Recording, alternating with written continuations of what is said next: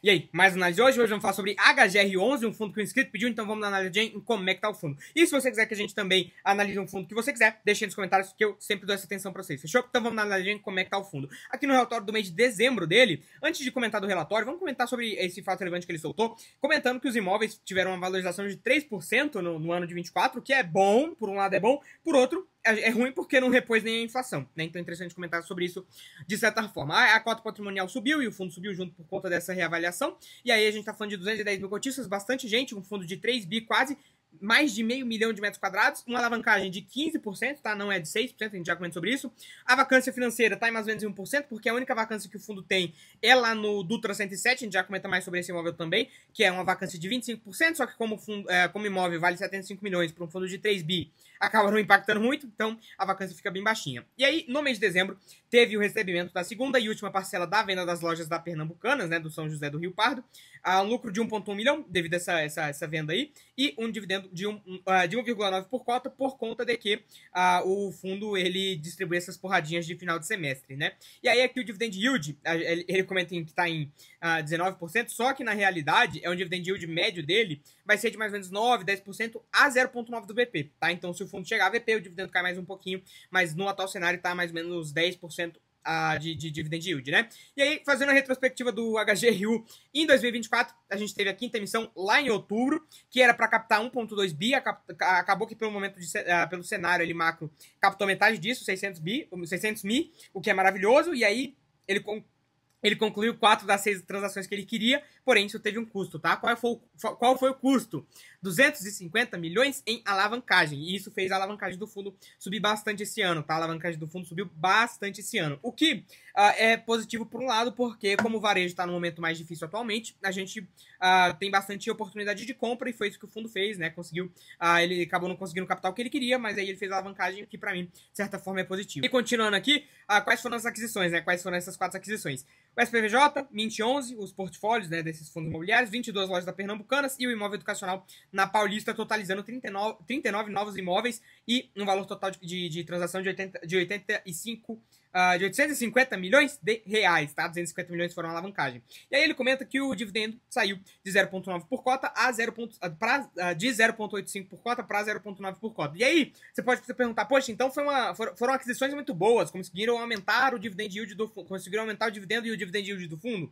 Só que a gente tem que lembrar que da mesma forma que os imóveis são reavaliados, o valor do aluguel também é reajustado pela inflação. Então, isso aqui, em boa parte, esse aumento aqui, não foi por causa de que foram compras excelentes. Claro que também teve esse fator, mas também a gente tem que considerar aqui que foi o reajuste dos aluguéis pela inflação. E aí, claramente, a gente também tem nesses reajustes dos aluguéis, a gente também conta que o fundo, ele, querendo ou não, de toda forma, ele teve toda uma questão para poder reajustar isso no final do ano, porque o fundo ele tem esse reajuste dos aluguéis, a gente já comentou, eu vou pegar agora para vocês, ele tem esse reajuste dos aluguéis no final do ano, né? Deixa eu pegar aqui para vocês verem.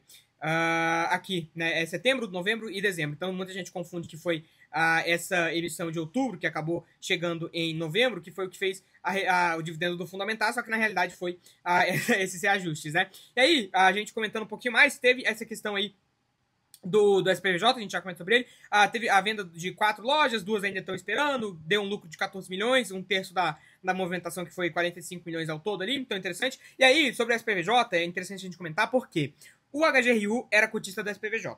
O HGRU fez a emissão e comprou metade dos imóveis do SPVJ. O SPVJ, como teve um lucro por conta da venda para o HGRU, teve um lucro e uma amortização que ele pagou aos cotistas. O HGRU é cotista do SPVJ, ou seja, o HGRU recebeu o lucro e o dividendo. Então, nessas transações, é muito interessante porque de duas uma.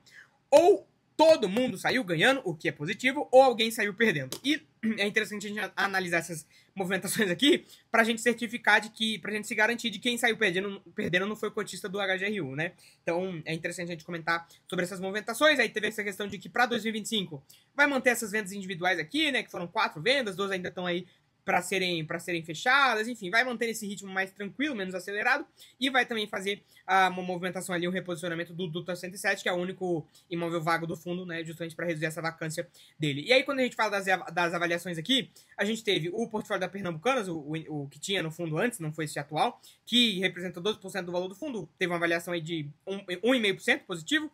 O portfólio do Carrefour representa 25%, 4%, que foi o que mais pesou aqui nessa avaliação de 3% aqui do fundo.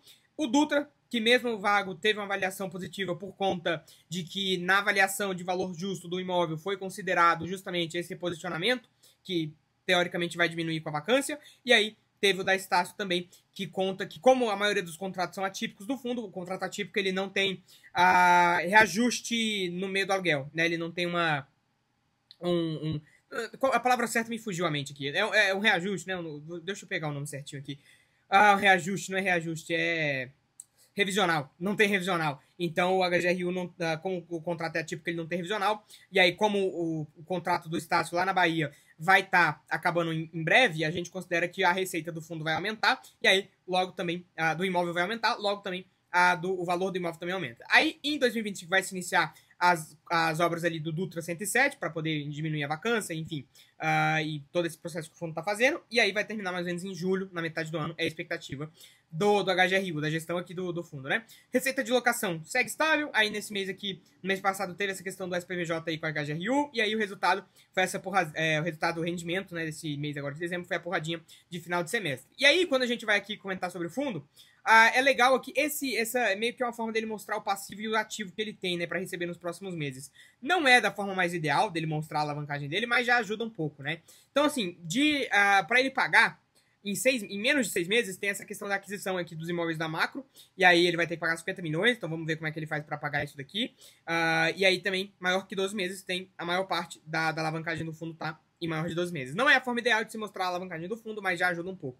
Quando a gente fala dos principais ativos imobiliários, varejo, educacional e alimentício, né? Varejo e alimentício, os dois primeiros em São Paulo e o outro aqui no Paraná. E aí a gente tem a distribuição geográfica, que é bem diversificadinho, né, nas maiores regiões aí do Brasil. E aí quando a gente fala do vencimento dos contratos, é justamente isso, por ser um contrato atípico, né, que é 80% atípico, a gente está falando do vencimento maior. Normalmente os rendas urbanas seguem esse modelo de ter um contrato normalmente atípico de vencimento alongado. E aí, nesse caso, não tem revisional, né? Então, revisional passa só para o ano de lá depois que acaba o contrato dos ativos do fundo, né? Ou depois de 5 anos, né? Aí os maiores locatários têm uma exposição bem grande, né? A Carrefour, Açaí, Pernambucana, só isso aqui representa 60% do fundo. Então, querendo ou não, mesmo sendo grandes... Açaí e Carrefour é o mesmo grupo, né? E aí Pernambucanas, um grupo à parte. Mas, assim, é uma concentração grande. O fundo não é muito diversificado. É interessante comentar sobre isso. A alavancagem dele hoje, 15%, como a gente comentou. São 400 milhões em CRIs e valores a pagar. Então, 15% aí, ó, ficou horrível essa merda aqui, mas já dá pra você entender. E é um dos fundos de renda urbana menos alavancados, né? É interessante comentar sobre isso de toda forma. Sobre a HGRU é isso. Se você tiver qualquer dúvida, pode deixar nos comentários. Eu fiz uma análise mais rapidinha aqui, porque eu, pessoalmente, não sou muito fã de fundo de renda urbana. Acaba que tem muita coisa pra você... É muito imóvelzinho de 0,5% do valor patrimonial. É muito imóvelzinho de 5 milhões, 20 milhões para um fundo de 3 bi. É nada, né? É nada. Então, acaba que eu passo um pouco mais batido assim, mas de toda forma, eu ressaltei os pontos mais importantes para você ficar atento em relação ao fundo aqui. E se você achar interessante também, renda urbana, pode investir no fundo se você achar interessante a tese dele, o que ele está fazendo lá no Dutra 110, enfim, 107. Mas de toda forma é isso. Se você teve qualquer dúvida, pode deixar nos comentários. Já deixa o teu like. Eu tô esperando o teu like aqui embaixo e já se inscreve no canal, que já a gente chegar numa marca aí bem interessante e a gente faz um vídeo especial para vocês. Fechou? É isso, é nóis e...